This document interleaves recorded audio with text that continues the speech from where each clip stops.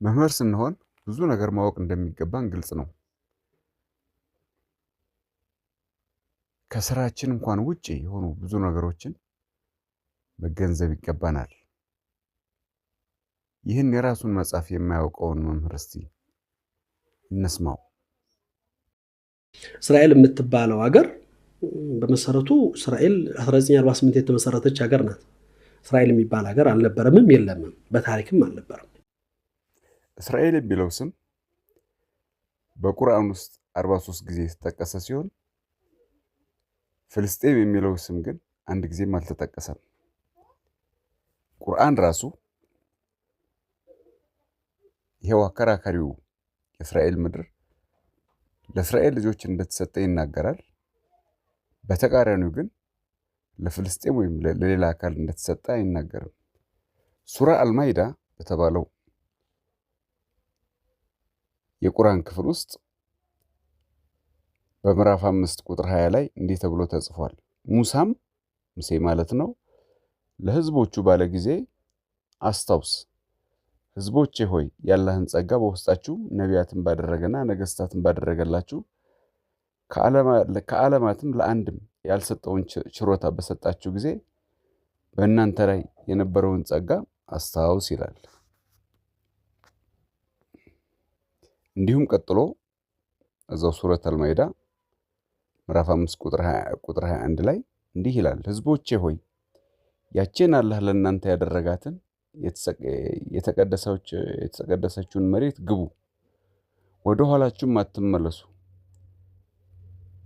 ከሳሪዎች ሆናችሁ ትመለሳላችሁና ይላል።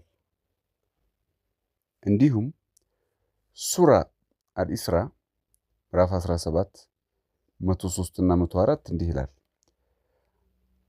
ያው ስለ እስራኤል ልጆች የሚናገረው ማለት ነው። ቁርአን ስለ እስራኤል ልጆች እንዲህ ይላል፣ ፈርዖን ከምድርም ሊያስወጣቸው አሰበ፣ እርሱንና ከእርሱ ጋር የነበሩትን ሁሉ አሰጠምናቸው።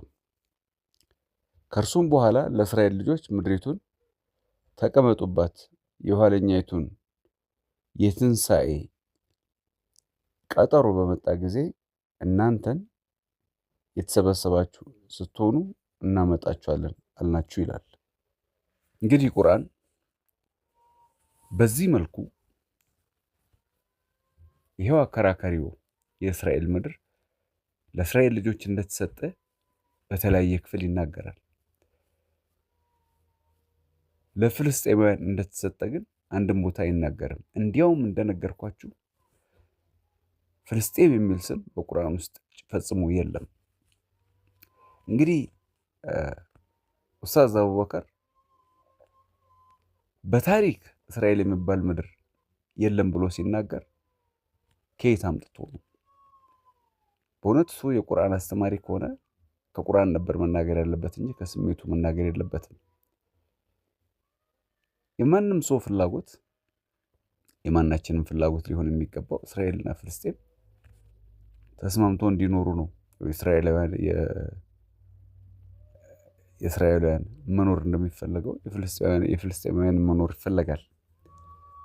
በሰላም እንዲኖሩ የሁሉ ሰው ፍላጎት መሆን አለበት። የእስራኤላውያን የበላይነት፣ የፍልስጤማውያን የበታችነት፣ የፍልስጤማውያን መገደል፣ መራብ፣ ይሄ ሁሉ ተቀባይነት የለውም። ይህን ሁሉ ልንቃወም ይገባል።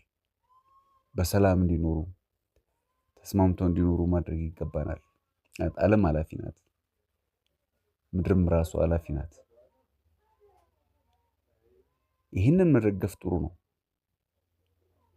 ግን ደግሞ መምህር ተብለህ የሌለ ነገር መናገር እስራኤል የሚባል